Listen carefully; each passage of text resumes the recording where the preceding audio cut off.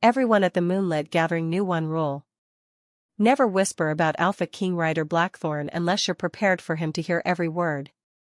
He was the shadow wolf, broad shoulders wrapped in authority, golden eyes sharp enough to silence an army, a ruler whose temper had shattered treaties and terrified entire kingdoms. Emilia Grey was nobody. Just an Omega maid in a simple blue and white uniform, trained to move like a ghost through the palace halls, quiet feet, lowered eyes, no opinions, no presence. Her only goal tonight was survival, collect empty goblets, avoid noble snarls, dodge Lady Scarlett Valtoria's cutting smile. Then she made a mistake, a small one, a whispered thought meant for no one but herself. And yet it was enough to shift fate. She slipped into the palace library to breathe, to hide, to let her aching hands stop shaking. She believed she was alone for the first time all night. So she sighed. And she murmured the one truth no Omega should ever say aloud. That the most terrifying alpha alive was dangerously charming. The door clicked behind her. A shadow filled the frame. A presence too large, too commanding, too aware. The king was awake. His wolf was listening.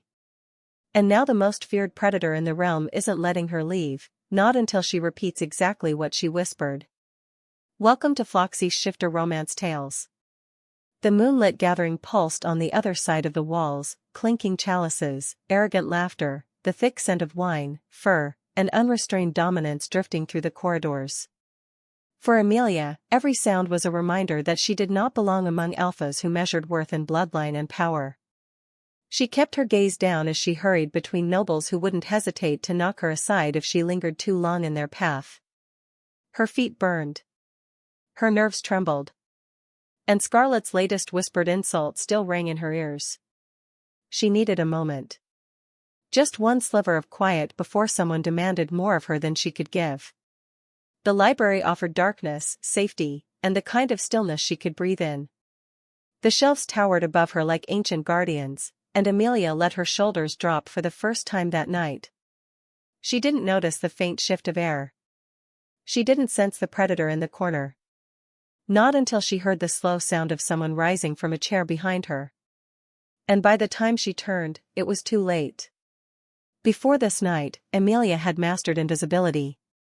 She'd spent her whole life learning how to disappear in a court that despised her kind, how to soften her footsteps, how to swallow her voice, how to survive without being noticed. But fate had never cared for the rules she lived by. And the moment Ryder Blackthorn scented her, everything she had been hiding from was about to rise to the surface. Ryder didn't blink. His golden eyes burned into Emilia's, unblinking, unhuman, as if he were trying to peel back her skin and look straight into her soul. Say it again, he repeated, voice low and rough, vibrating through the oak door at her back. Emilia's throat locked. Her tongue felt like cotton. Every rule she'd ever been taught screamed inside her head, don't meet their eyes, don't speak unless spoken to, never, ever comment on an alpha's appearance. I shouldn't have. His hand flattened against the door beside her head, the wood groaning softly under the force. You already did, he murmured. And I heard you. Every word. Heat washed over her cheeks. Your Majesty, I didn't mean.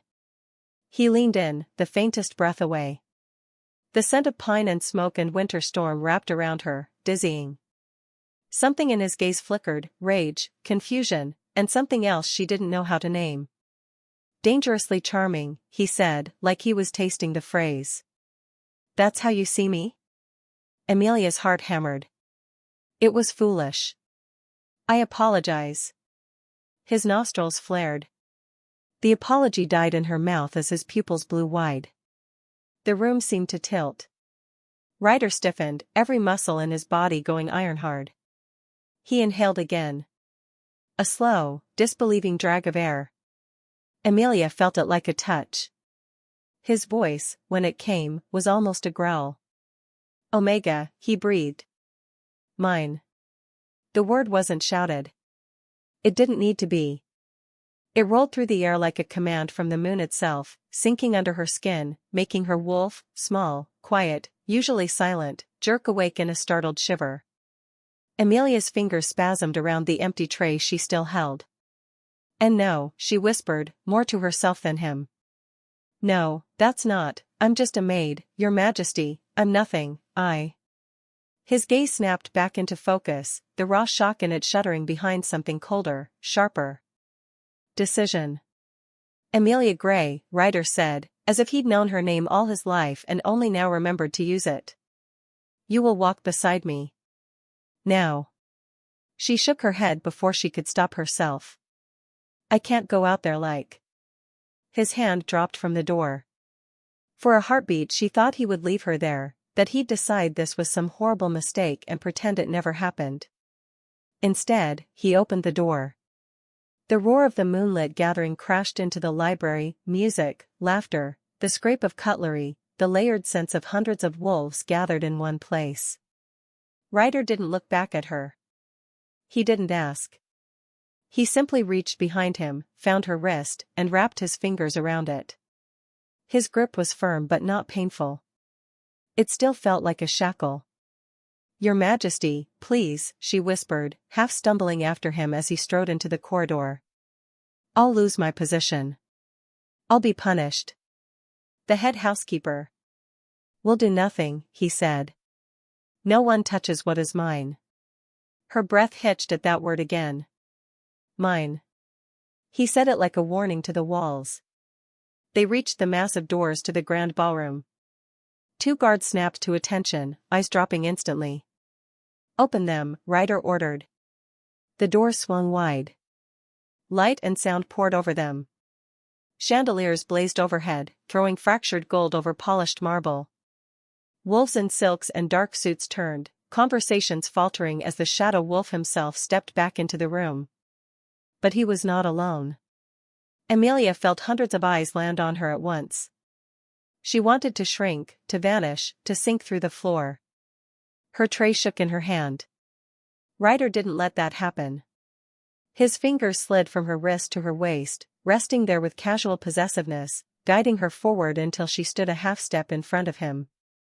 Gasps rippled through the crowd. Is that a maid? An Omega, clearly, look at her scent markers. She shouldn't be that close to him. Emilia could feel the words like stones being thrown at her back. Her skin crawled. On the far side of the ballroom, Lady Scarlett Valtoria stood near the dais, a glass of crimson wine balanced in her elegant fingers. Her blood-red gown hugged every line of her body, her dark hair coiled in elaborate braids gleaming with jewels. For most of the night, her smile had been a fixed, practiced thing, perfect for a future queen. Now, as she saw Emilia at Ryder's side, that smile cracked. The stem of her glass creaked softly under her grip. Your Majesty, she called, her voice honeyed but sharp as broken glass. Is there a problem with the staff? Every noble within earshot went silent. The musicians stumbled to a halt. Ryder's hand tightened on Emilia's waist. She swallowed, fighting the urge to curl in on herself. There is no problem with the staff, Ryder said. His voice rolled across the room, low and unwavering. There is, however, a matter that concerns every pack under my rule. Scarlett's eyes flicked over Emilia like she was something stuck to the bottom of a boot. And that matter, is what, exactly? Ryder stepped forward, bringing Emilia with him. Side by side, they mounted the first step of the dais. Emilia's vision blurred at the edges. This couldn't be happening. Not in front of everyone. Not to her.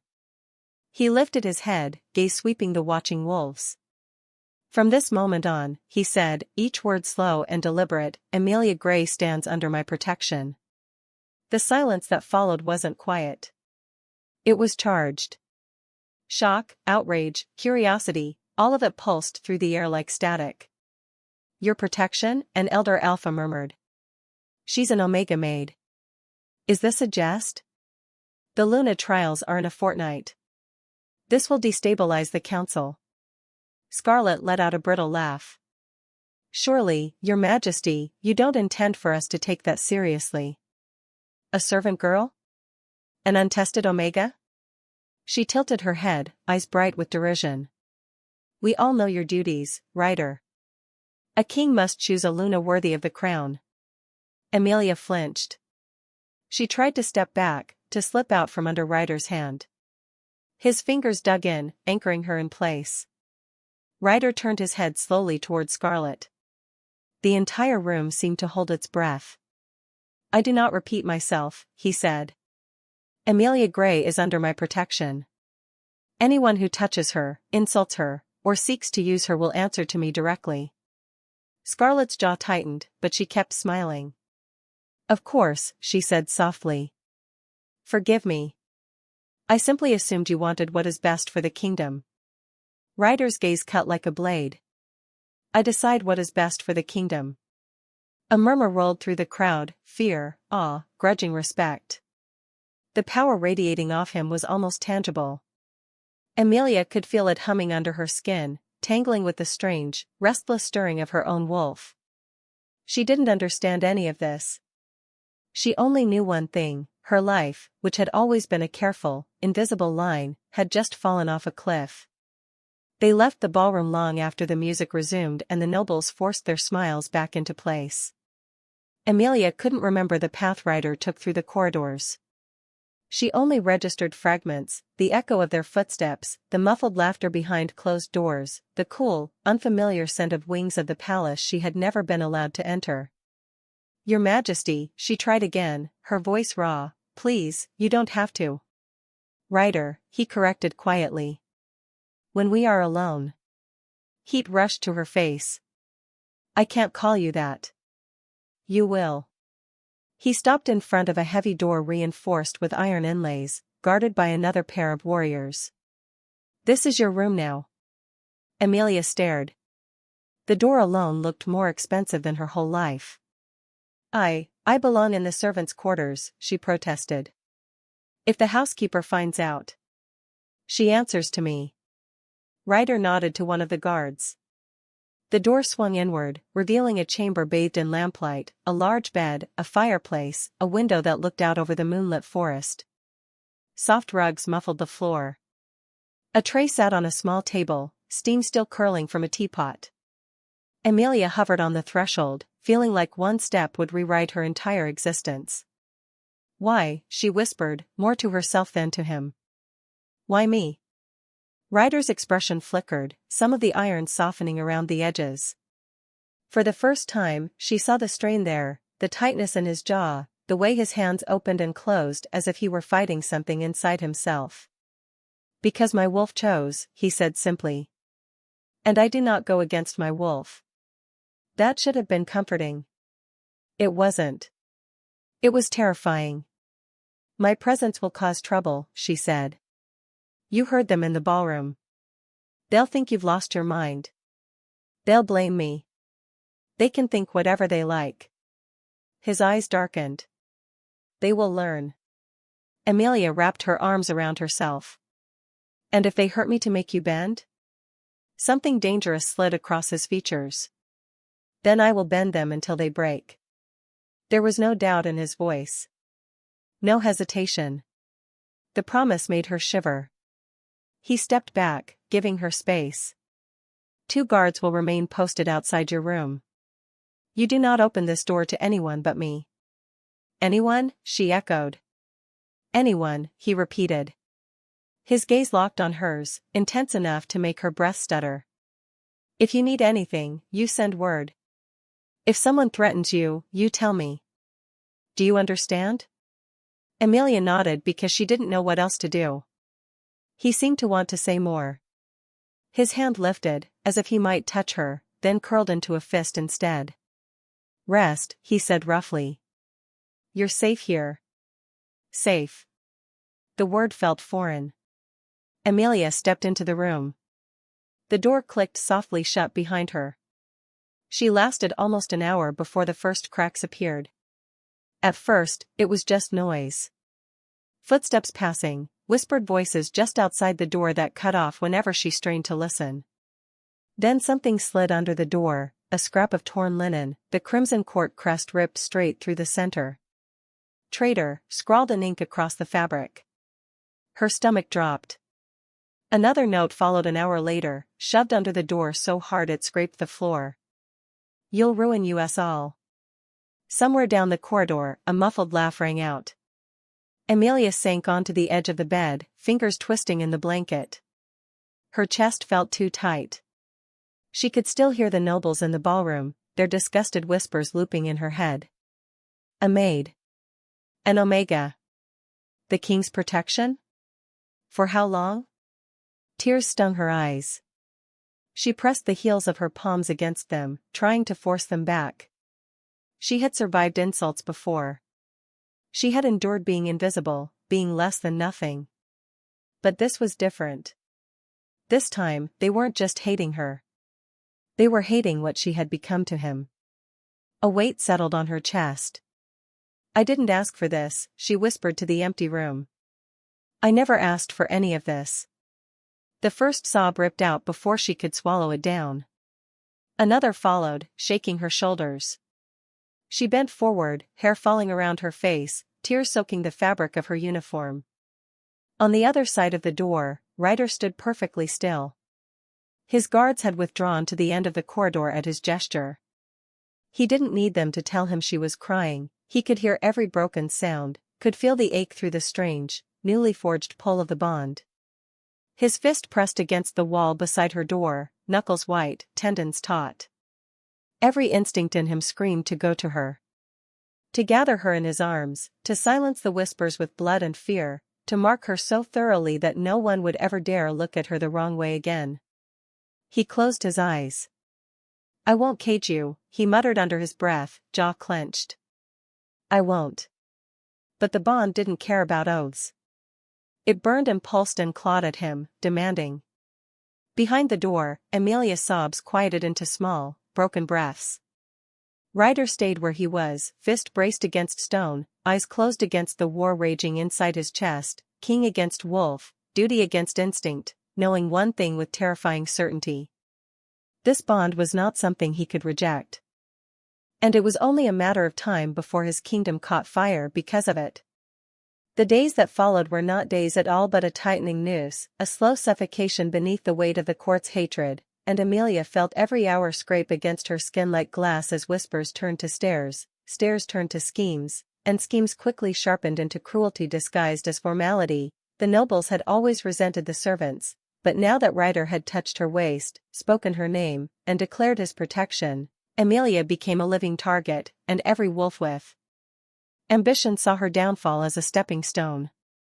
It began with small humiliations, a noblewoman accidentally spilling red wine across Emilia's apron and forcing her to kneel and scrub the marble floor as guests snickered, a young alpha lord loudly claiming he could smell witchcraft on her whenever she passed, food vanishing from her guarded quarters, leaving her tray empty night after night, followed by servants giving mocking apologies as if her hunger was a childish inconvenience.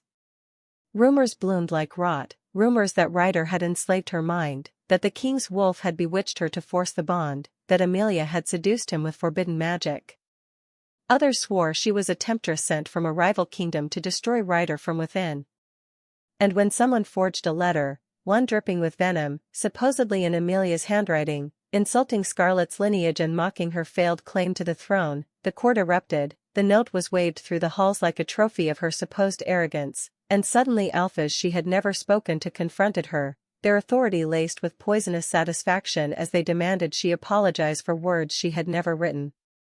Scarlett herself stood at the center of it all, smile thin as a blade, pretending concern while feeding every flame higher. She approached Emilia in the gardens beneath the moonlight, where roses cast long shadows, and Emilia thought she might finally have a moment of silence, but Scarlett's hand seized her wrist, nails pressing crescent moons into her skin as she leaned forward and whispered with venomous calm, "He belongs to me. He always has. And you, little maid, will never survive the crown. You think the king chose you? He chose a moment of weakness. I will remind him of his duty." Emilia trembled, not because of Scarlett's words, but because something strange burst to life inside her, heat sliding beneath her ribs, a flicker of white light against the edges of her vision, an instinct telling her to bare her teeth even though she had never snarled at anything in her life. It vanished as quickly as it came, leaving her breathless. In the following days those moments returned, whispers of a wolf she didn't know, flashes of moonlit forest she'd never seen, warmth that curled under her skin whenever Ryder looked at her with that fierce, impossible tenderness. She felt it again when Ryder confronted the nobles who pushed her, who cornered her, who spit slurs in her direction. Each time someone touched her with malice, Ryder appeared like a storm, a force of nature barely leashed, and he punished them, dockings of rank, temporary exiles, stripped privileges, measured consequences, yet still enough to send ripples of fear across the palace. But those punishments only worsened everything, because now the court loathed her for inspiring Ryder's wrath, whispering that she was turning him unstable, turning him weak, turning him from a king into a monster chained to a maid. Emilia tried to disappear, tried to melt into corners the way she had all her life, but now every corridor carried danger, every gathering place held traps. And still Ryder watched her with a gaze that said he would burn the entire palace to keep her safe. "You're changing," he murmured one evening when she brushed his hand by accident and that strange warmth flared again, so bright she gasped and dropped the platter she carried. He caught her wrist gently. "Your wolf, it's waking." Emilia shook her head, denying it, terrified of what it meant. Omegas did not awaken with such force. Omegas did not glow under moonlight. Omegas did not feel the world shift inside them. But Ryder only looked at her like she was a miracle he didn't know how to touch without breaking. And that only made the court hate her more. Scarlett watched all of it, silent and calculating, her smile turning colder each time Ryder's gaze drifted back to Emilia as if no one else existed. So Scarlett escalated. Her alliances tightened, council members whispered behind closed doors that the king had lost his sanity, that choosing a maid would doom the kingdom, that Scarlett was the rightful Luna, graceful, strategic, royal-blooded, and willing to do whatever it took to protect the throne from Ryder's infatuation. What Emilia didn't know was that Scarlett's desperation had already crossed into something darker. One night, after Emilia finished cleaning the ceremonial hall, she stepped into a quiet corridor, exhausted and trembling, only to feel a large hand clamp over her mouth. Another arm yanked her backward, dragging her into the shadows. She tried to scream, but the attacker was strong, trained, clearly not acting alone. "Quiet," a voice snarled in her ear. "This will be easier if you don't fight. The king will understand once you're gone. The kingdom must come first." Emilia thrashed, her tray clattering to the floor, her heartbeat exploding in her ears as panic surged. The man dragged her toward a side door, toward the stables, toward darkness, his grip bruising her arms. And just when Emilia's knees buckled, just when tears blurred her vision and the corridor spun, just when the attacker growled that he'd been paid well to make this clean, a roar split the air. Not a human roar. A wolf's. Deep. Lethal. Entirely unrestrained. The attacker froze. Emilia collapsed to her knees as the shadows behind them erupted into a storm of black clothing, golden eyes, and raw fury. Ryder moved faster than a human could blink, his hand crushing the attacker's wrist, forcing him away from Emilia as bones cracked under his grip. The man screamed. Ryder didn't let go. His eyes were glowing like molten metal, more wolf than king, and his voice shook the walls when he snarled, "Touch her again, and I'll tear your throat out myself." The attacker whimpered, dropped, and curled away. Emilia pressed a hand to her chest, shaking violently as Ryder lifted her into his arms, one arm under her knees, the other around her shoulders, holding her close like she was something precious, something breakable, something he could not afford to lose. She buried her face against his shoulder, breath trembling, tears hot. Ryder held her tighter, jaw clenched against the feral snarl still ripping through his chest. Behind them, guards came running, but Ryder didn't loosen his hold. He didn't look at anyone but her. "I have you," he whispered fiercely. "I won't let them take you." And as Emilia trembled in his arms, shaken, terrified, and clinging to the fabric of his shirt, she realized the truth she'd been avoiding. The court might want her destroyed, but the king's wolf would reduce the kingdom to ashes before he let that happen.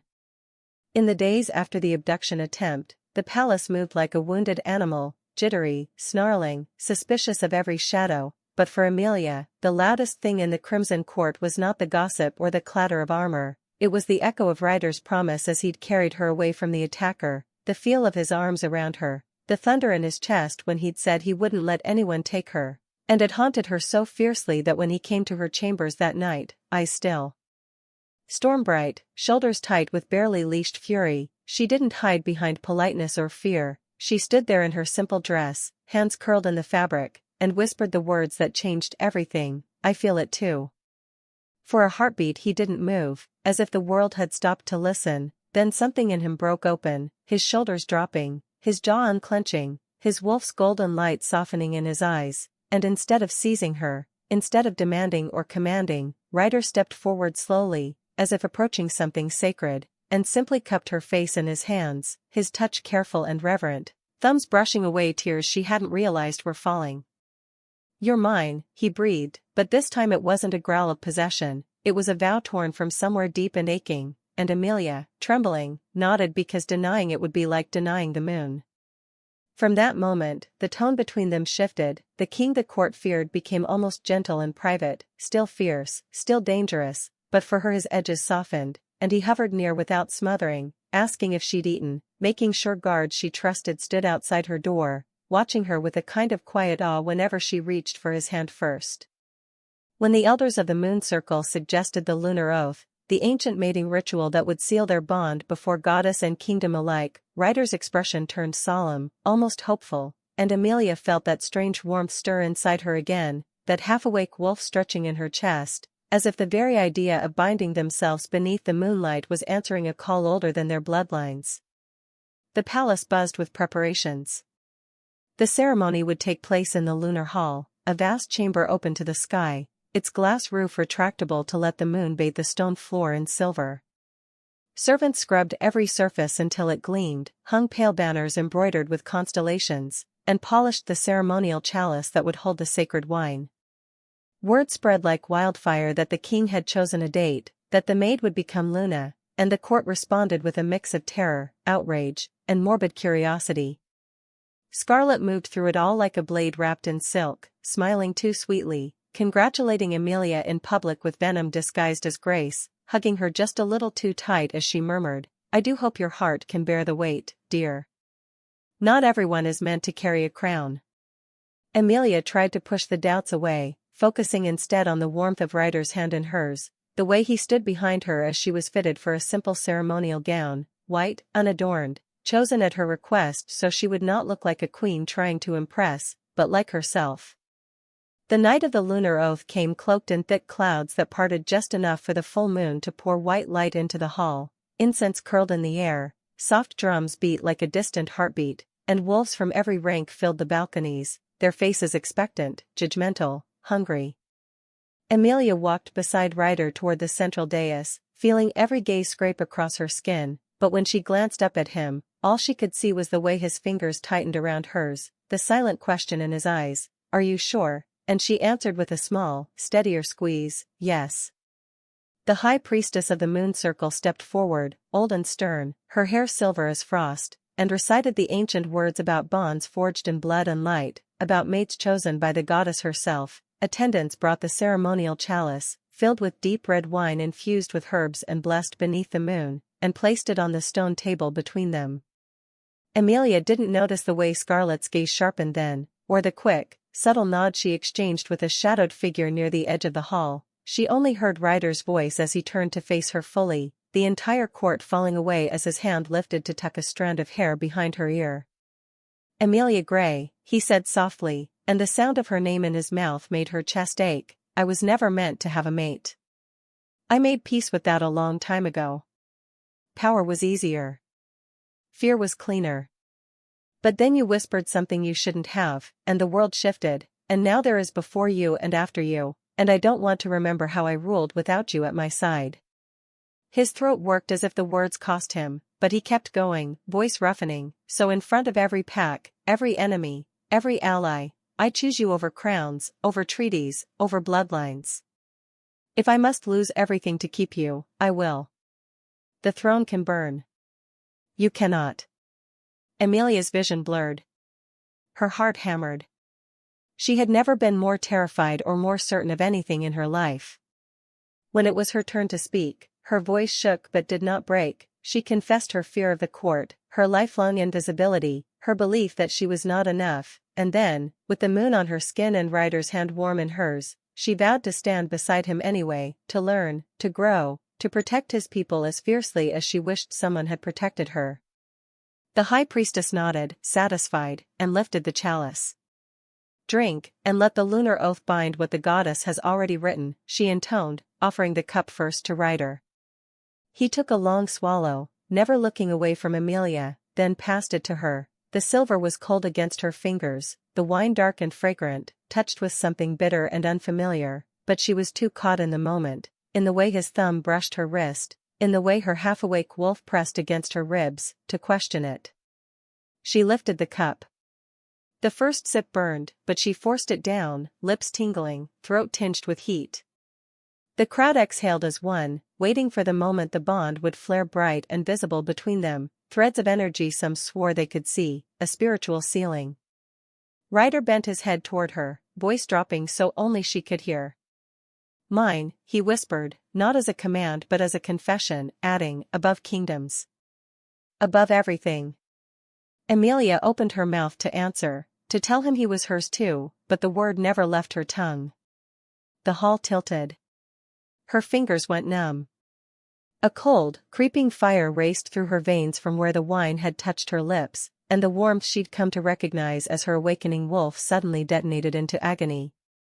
The chalice slipped from her hand, clanging loudly against the stone. Gasps erupted. Emilia's knees buckled.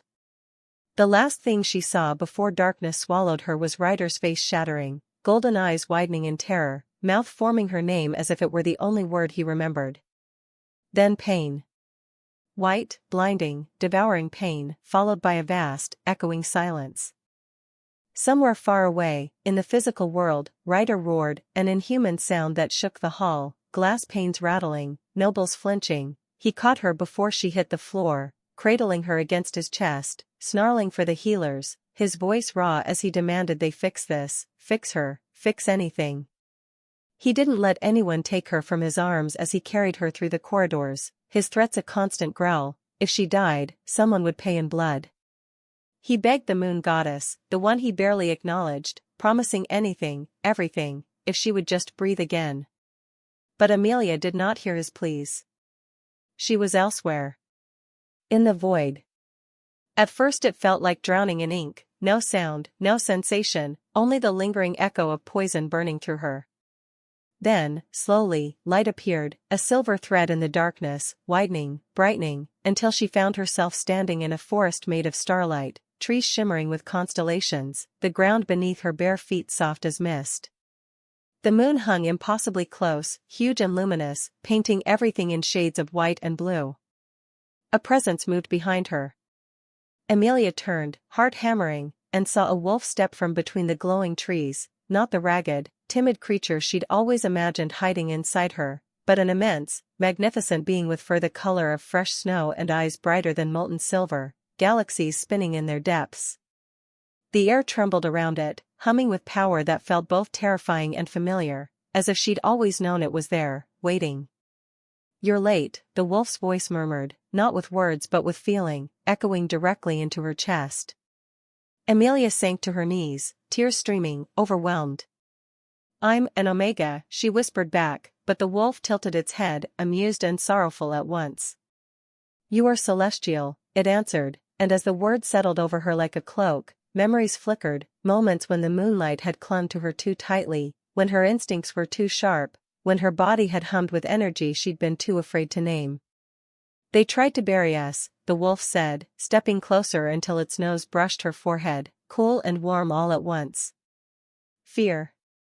Lies. Rank. But the poison tore the veil.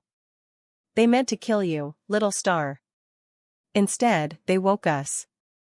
Power flooded her, not violent but vast, like breathing for the first time after a lifetime underwater. She saw Scarlett's sneer, the forged letter, the attacker's grip, the glint in Scarlett's eyes as the chalice passed between hands that should have been trustworthy. Rage flickered, but so did clarity, compassion, a strange calm that said she did not have to scream to be deadly, she only had to stand. "Can I go back?" Emilia asked, voice shaking. The wolf's silver gaze softened. He's still holding on, it answered. So yes. If you choose it. Emilia thought of Ryder's arms around her, of his vow to choose her above crowns, of the way his voice had broken when he admitted he'd never expected a mate. I choose him, she whispered, and the forest blazed with light. The celestial wolf howled once, a sound that was both blessing and battle cry, and then stepped forward, dissolving into starlight that poured into Emilia's chest, into her veins, into the place where the poison had burned. Everything exploded into white. In the healer's chamber, Emilia's body arched off the bed as a surge of silver radiance burst from her skin, flaring so bright the guards shielded their eyes. Ryder, who had refused to leave her side, flinched but did not step back. He gripped her hand, knuckles white, eyes wide as the poison's black veins receded, chased away by light. Her breathing evened. The glow faded from blinding to soft. Slowly, impossibly, Emilia's lashes fluttered. She opened her eyes, no longer their usual warm hue but shimmering, molten silver, like the moon itself had taken root in her irises. The room went silent. Healers stared. Guards whispered prayers. Ryder could only stare, chest heaving, tears unashamedly wet on his cheeks as he whispered her name. Emilia drew a shaky breath, feeling the celestial power humming beneath her skin like a second heartbeat, and pushed herself upright, every movement steady despite the lingering tremor in her limbs. She looked at her trembling hands, then at Ryder, then at the stunned faces around them, and realized nothing would ever be the same again. The maid who had once tried to disappear had died on that lunar hall floor. The woman who rose from the bed, glowing, silver-eyed, and newly awakened, was something else entirely. The next morning, when the summons went out for an emergency council session, the Crimson Court expected to see a broken king and a covered body. Instead, the heavy doors of the council chamber swung open and Emilia Grey walked in alive, upright, and glowing with a power that made the torches along the walls flicker as if they, too, were bowing. The high lords and ladies who had spent weeks whispering about her went silent, staring as moonlight seemed to cling to her skin despite the vaulted stone ceiling, as if an invisible halo followed every step. Her eyes, no longer the warm, unremarkable brown of an invisible maid, now burned molten silver, reflecting each of their faces back at them with unnerving clarity. Ryder walked at her side, the shadow wolf dressed in black and steel, but for the first time since his coronation it was clear he was not the only axis in the room. His gaze was fierce, possessive, proud, yet tinged with something like awe as he watched her move slightly ahead of him, the celestial hum under her skin steadying her spine. At the center of the dais, bound in silver chains that glowed faintly where they touched treacherous skin, knelt Scarlett Valtoria, her once perfect hair disheveled, her gown torn, her hands flexing as if she still believed she could claw her way out of this. Around her stood council members who had been her allies only days before, now pale and sweating as evidence lay spread on the long table, the forged letters, the bribed guards' confessions, the vial with traces of the poison used in the ceremonial chalice, the seal of her bloodline pressed into wax on documents outlining contingency plans if the maid Luna happened to die at a convenient time. The High Chancellor, usually so composed, stammered as he read the list of charges aloud. Conspiracy against the crown, attempted regicide, the poisoning of the future Luna, the abduction plot, the whispered promises of rebellion cloaked as concern for tradition. With every accusation, the celestial wolf inside Emilia stirred, not with wild rage, but with a deep, controlled fury that sharpened her focus. When the Chancellor finished, the chamber held its breath. By law and custom, the king would pass sentence now. Ryder stepped forward, his voice low, dangerous, as he described how he had found Emilia's body on the stone floor, how her breathing had faltered, how the healers had discovered traces of nightshade and wolfsbane clinging to the ceremonial cup. Each word was a blade, and Scarlett flinched beneath them, but she kept her chin tilted, still clinging to shards of arrogance. You would destroy a kingdom for a maid, she hissed suddenly, breaking the silence, her red-rimmed eyes flashing as she turned on Ryder. But Emilia lifted a hand slightly and he stopped, his trust in her visible in the tension of his jaw. He reached to his belt and drew his sword, the blade catching the light. The room went rigid, this was expected. Traitors died. Simple. clean. Say the word, he murmured to her, offering the hilt, and the council leaned forward, hungry for blood, for closure, for the familiar rhythm of violence. Instead, Emilia looked down at the sword for a long moment, then back up at Scarlett's face. This woman who had mocked her, nearly killed her, tried to steal her mate and her future, and suddenly, death felt too quick, too merciful. She did not take the weapon. No, Emilia said softly, and the refusal cracked through the hall like thunder. Murmurs exploded. The High Chancellor stared. Even Ryder's eyes widened a fraction, golden and searching, as if trying to see her endgame. Emilia stepped closer to Scarlett until they were separated by only a few feet, chains clinking faintly as the princess shifted. Death is mercy, Emilia said, tone gentle enough to make the words sting twice as hard. You don't deserve mercy. Silver light pulsed briefly beneath her skin, the celestial wolf's approval humming like distant music. Emilia turned slightly, addressing not just Scarlett but the entire chamber. Scarlett Valtoria, she continued, her voice growing steadier, you used your rank to manipulate the council. You stirred fear, not out of concern for this kingdom, but because you couldn't stand the idea that the bond chose someone else. You tried to abduct me. You poisoned me on the night of my lunar oath. You did not just attack me. You attacked the will of the moon goddess herself. A collective shiver passed through the room at that. Piety, if nothing else, still lived in their bones. Emilia let the silence stretch, then delivered the sentence that would follow Scarlett for the rest of her days. I strip you of your title, she said. You are no longer Lady Scarlett. You are no longer heir to Valtoria. Scarlett's eyes flared, wild and disbelieving. Emilia did not stop. I strip you of your rank, your lands, your alliances. All contracts written in your name are void. All promises made to you dissolve. She turned her silver gaze to the counselors who had secretly backed Scarlett's schemes. One by one, they dropped their eyes. Any house that chooses to shelter you chooses rebellion, she added quietly. And will be treated accordingly. Then she looked back at the kneeling woman, the one who had nearly shattered everything, and delivered the final, cruelest cut. From this day, Emilia said, her voice now carrying the weight of something older than kings, you are rogue. No pack. No protection. No name. May the wild show you more mercy than you showed me. The word rogue rippled through the hall like a physical blow.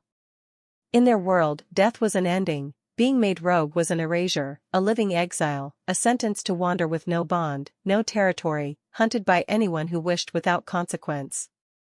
Scarlett went very still, the last of her color draining as the reality of it hit. You can't, she whispered, but the trembling in her voice betrayed her. The chains loosened at a nod from Emilia, clattering to the floor. Guards stepped back as if she were a plague. No one moved to help her stand. Ryder watched, something fierce and odd burning in his eyes, and then he did the one thing that sealed Emilia's authority more than any speech could, he bowed his head. The king, Shadow Wolf, breaker of treaties, terror of the summit, inclined his head to his mate, to his Luna, acknowledging her judgment as law.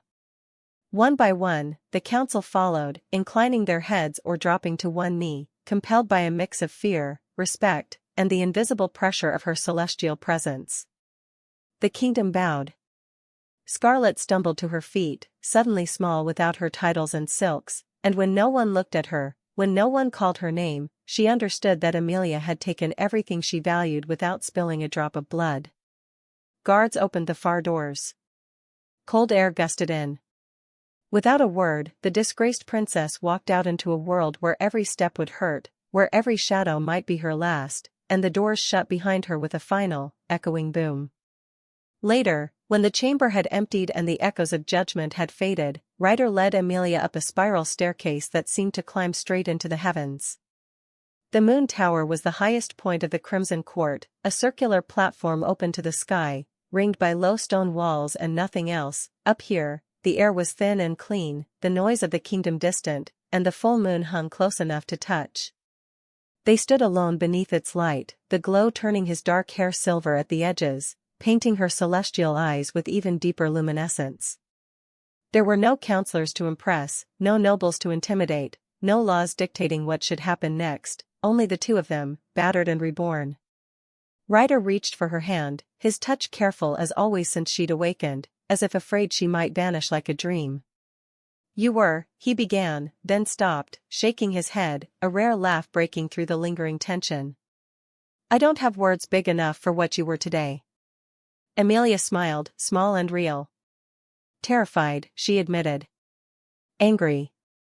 Tired." Then, softer, certain. The wind tugged at her hair, carrying the faint sense of pine, stone, and wolf. Ryder stepped closer until there was barely a breath between them, his gaze dropping from her eyes to her mouth and back again, hunger and reverence tangled in the line of his jaw. "Emilia Grey," he said slowly, as if savoring each syllable, "I claimed you the night you called me charming. I claimed you again in front of this court. But today you claimed this kingdom. You claimed me without a sword in your hand."